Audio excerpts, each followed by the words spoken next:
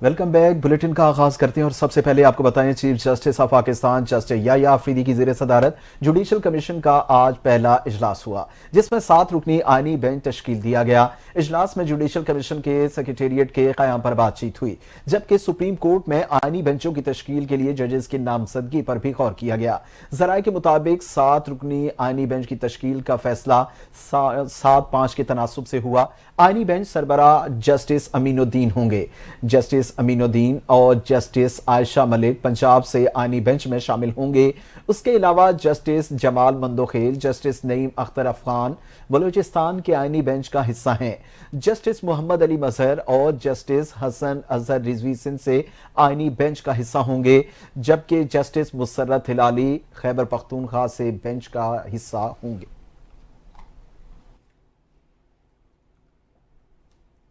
Supreme court کے 2 senior ترین ججز justice منصور علی شاہ اور جسٹس منیب اختر نے 26ویں آئینی ترمیم پر فل کورٹ بینچ کے لیے chief justice of Pakistan justice Yahya Afridi کو خط لکھ دیا۔ دونوں سینئر ججز نے اسی ہفتے 26ویں ترمیم کا کیس فل کورٹ میں لگانے کا مطالبہ کر دیا۔ خط میں کہا گیا کہ 31 اکتوبر کو آپ سے پریکٹس اینڈ پروسیجر کمیٹی اجلاس بلانے کی درخواست کی تھی۔ اجلاس میں 26 آئینی ترمیم کے خلاف درخواستوں کو مقرر کرنے پر غور کرنا تھا۔ 4 نومبر کو آئینی ترمیم کے خلاف درخواستوں کے سماعت مقرر کرنے کا حکم دیا گیا تھا۔ خط میں مزید کہا گیا کہ فیصلے سے متعلق رجسٹرار آفس کو آگاہ کر دیا گیا تھا، جس پر عمل درآمد لازمی ہے۔ انتہائی افسوس کے ساتھ کہنا پڑ رہا ہے فل کورٹ سماعت کی کاز لسٹ جاری نہیں ہوئی۔ کمیٹی اجلاس کا فیصلہ اب بھی برقرار ہے، جس پر عمل درآمد لازمی ہے۔ سینئر ججز کی جانب سے خط میں مطالبہ کیا گیا کہ 26 آئینی ترمیم کے خلاف درخواستوں کو رواں ہفتے لازمی سماعت کے لیے مقرر کیا جائے۔ رجسٹرار سپریم کورٹ کمیٹی کے 31 اکتوبر کے فیصلے کو ویب سائٹ پر جاری کرے۔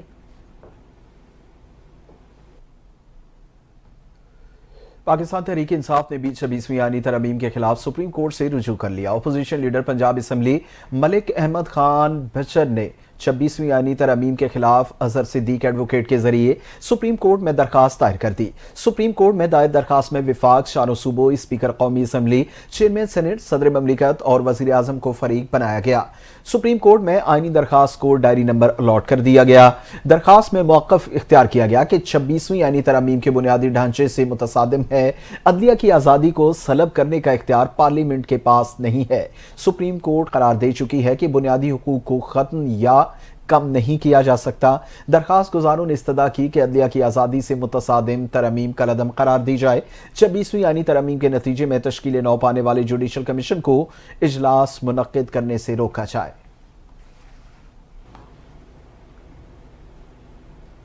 قائم مقام صدر یوسف رضا گیلانی نے سروسز چیفز کی مدت ملازمت بڑھانے اور ججز کی تعداد میں اضافے سے متعلق منظور بل پر دستخط کر دیے۔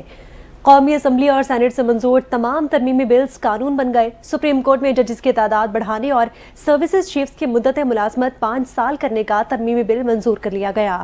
قومی اسمبلی اور سینٹ سے ترمیمی بل 2024 کثرت رائے سے منظور ہوئے۔ بل کے تحت سپریم کورٹ میں ججز کی تعداد 17 سے بڑھا کر 34 کر دی گئی۔ سروسز چیفز کی ریٹائرمنٹ کے لیے 64 سال عمر کی حد بھی ختم کر دی گئی ہے۔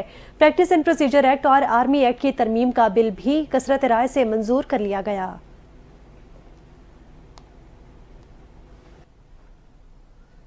وزیر دفاع خواجہ آصف کا کہنا ہے کہ پاکستان کے army chief general Asim Munir نومبر 2027 تک اس عہدے پر موجود رہیں گے، جس سے نظام کو تسلسل ملے گا۔ بی بی سی کو دینے والے ایک انٹرویو میں وزیر دفاع نے کہا کہ چونکہ جنرل عاصم منیر کو نومبر 2022 کے دوران تعینات کیا گیا تھا، لہٰذا اب وہ آرمی ایکٹ میں ترمیم کے بعد نومبر 2027 تک آرمی چیف رہیں گے۔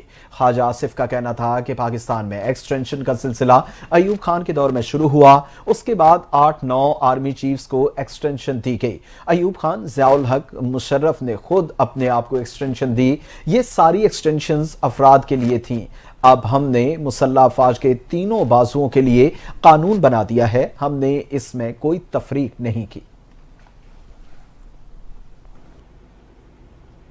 पाकिस्तान पीपल्स पार्टी के चेयरमैन बिलावल भुट्टो जरदारी ने जुडिशल कमीशन में नुमाइंदगी के मामले पर हुकूमत से शिकवे कर डाले। वादे पूरे और मुशावरत न करने पर हुकूमत से तहफ़्फ़ुज़ात का इजहार भी किया।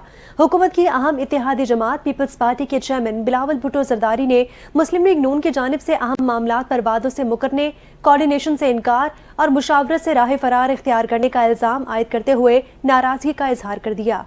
ज़राए ने दावा किया कि बिलावल भुट्टो जरदारी ने बतौर एहतजाज गुज़िश्ता हफ्ते जुडिशल कमीशन से अपना नाम वापस लिया। चेयरमैन पीपल्स पार्टी ने शिकवा किया कि हुकूमत ने जुडिशल कमेटी में मुस्लिम लीग नून और पीपल्स पार्टी की मसावी नुमाइंदगी की और इसके वादे को पूरा नहीं किया। हुकूमत के साथ पीपल्स पार्टी के मुस्तकबिल का फैसला अब पाकिस्तान पीपल्स पार्टी की सेंट्रल एग्जीक्यूटिव कमेटी करेगी। बिलावल भुट्टो की वतन वापसी पर सेंट्रल एग्जीक्यूटिव कमेटी का इजलास बुलाया जाएगा। सेंट्रल एग्जीक्यूटिव कमेटी इजलास में अहम फैसले होंगे।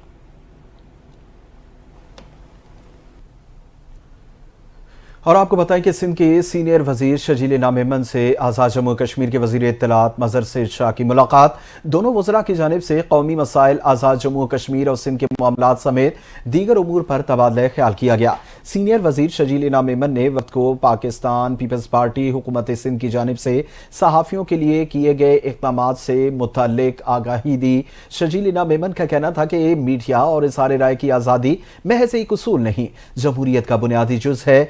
मीडिया हाउसेस और सहाफ़ियों के बिला खौफ व खतर आज़ादी से काम करने वाले माहौल की फराहमी हुकूमत सिंध का अज़्म है। एक मुतहर्रिक आज़ाद मीडिया एक शफाफ और जवाबदेह हुकूमत के लिए बहुत ज़रूरी है। वज़ीर इत्तलात आज़ाद जम्मू कश्मीर मोहम्मद मजहर सईद शाह की जानिब से सहाफ़ी बरादरी के लिए हुकूमत सिंध की काविशों की तारीफ की गई। मुख्तलिफ चैलेंजेस से निमटने और जंगी सलाहियत को बढ़ाने के लिए पाक चीन साथ साथ चीन और पाकिस्तान के दरमियान मुश्तरका मश्क इंडस शील्ड 2024 खत्म हो गई।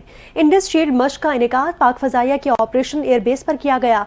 ISPR के मुताबिक इंडस शील्ड मश्क में हाई टेक आलात, लॉन्ग रेंज मिसाइल के मुजाहरे भी किए गए। मुश्तरका मश्क में J-16 और J-10C तैयारों ने हिस्सा लिया। Lethal HQ-22 surface to air defence system का भी मुजाहरा किया गया। और ISPR का कहना है कि मुश्तरका मश्क मुख्तलिफ चैलेंजेस से निमटने के लिए ऑपरेशनल तैयारियों का सबूत है। मश्क में पाक चीन फजाई अफवाज ने जंगी सलाहियत को बढ़ाया। इंडस शील्ड 2024 में पाकिस्तान एयरफोर्स और चीन की पीपल्स लिबरेशन आर्मी एयरफोर्स ने शिरकत की।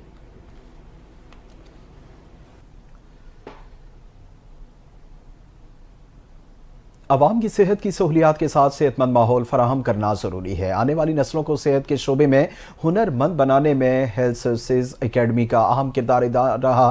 कायम मकाम सदर यूसुफ रजा गिलानी का इस्लामाबाद में बैनुल अक़वामी पब्लिक हेल्थ कॉन्फ्रेंस से खिताब। कहा, क्लिनिकल ट्रेनिंग लेबॉर्ट्री से तिब्बी शोबे में मौजूद अफराद को सीखने का मौका मिलेगा।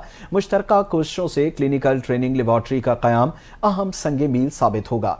यूसुफ रजा गिलानी का मजीद कहना था कि लोगों को सस्ती और मयारी तिब्बी सहूलियात की फराहमी हुकूमत की अव्वलीन तरजीह रही है। सेहत की बुनियादी सहूलत और इन लोगों तक पहुंचना जरूरी है जिन्हें इनकी सबसे ज्यादा जरूरत है।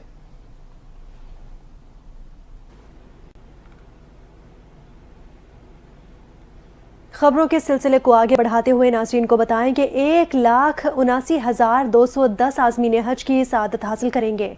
विफाकी काबीना ने हज पॉलिसी की मंजूरी दे दी।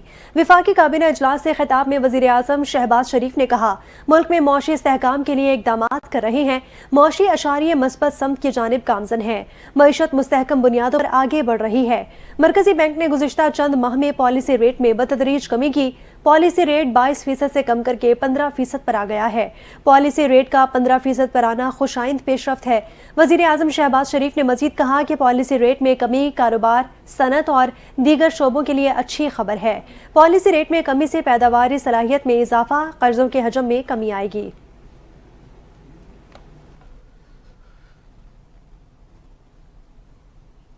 दीगर खबरों में आपको बताएं कि कश्मीरी हुर्रियत पसंद रहनुमा की अहलिया मिसाल मलिक ने कहा है कि यासीन मलिक की तबीयत के हवाले से हमें कोई खबर नहीं। इस्लामाबाद में मिसाल मलिक का मीडिया से गुफ्तगू करते हुए कहना था कि 5 दिन हो गए यासीन मलिक की भूख हड़ताल चल रही है, उन्हें जेल में अद्वियात तक नहीं जा रही। हम अपनी तरफ से खत भी जारी कर चुके हैं। कश्मीरी रहनुमाओं को कत्ल किया जा रहा है। रजिया सुल्ताना ने भी अक़वाम मुत्तहिदा के जनरल सेक्रेटरी को खत लिख दिया।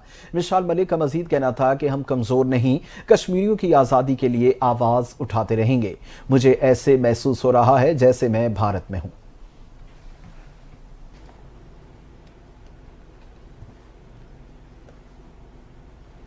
वजीर आला सिंध सैयद मुराद अली शाह ने कराची में CTD के फ्यूजन सेंटर का इफ्तिताह कर दिया। तकरीब में वजीर दाखिला समेत IG police Ghulam Nabi Memon, additional IG CTD Imran Yaqoob और दीगर अफसरान ने भी शिरकत की।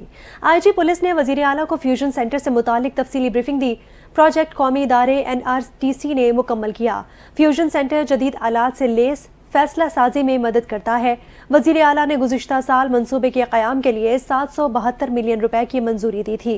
वजीर आला सिंध ने दहशतगर्दी के खिलाफ जंग में CTD की काविशों को भी सराहा।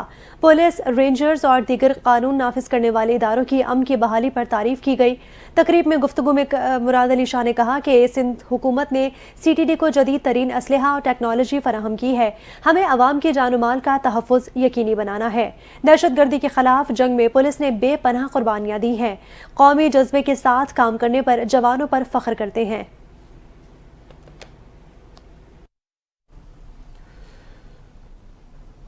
और आपको बताएं कि हुकूमत ने IMF के कर्ज प्रोग्राम की एक और शर्त पूरी कर ली। हुकूमत ने सर्कुलर डेट मैनेजमेंट प्लान को ECC में मंजूर कर लिया। प्लान की बाकायदा मंजूरी वफाकी काबीना से ली जाएगी। वजारत खजाना की दस्तावेज़ के मुताबिक गर्दिशी कर्ज में इजाफे का बहाव कम करके 36 अरब रुपए तक लाया जाएगा। गुज़िश्ता माली साल के इख्तिताम पर गर्दिशी कर्जे का हजम 2393 अरब रुपए रखा गया। हुकूमत ने IMF को यकीन दिलाया था कि गर्दिशी कर्ज 2310 अरब रुपए से बढ़ने नहीं दिया जाएगा। रवा माली साल गर्दिशी कर्ज में 1077 अरब रुपए इजाफे का इम्कान है। इजाफे को रोकने के लिए बिजली टैरिफ में इजाफा, लाइन लॉसेज में कमी और सब्सिडी में कटौती की जाएगी।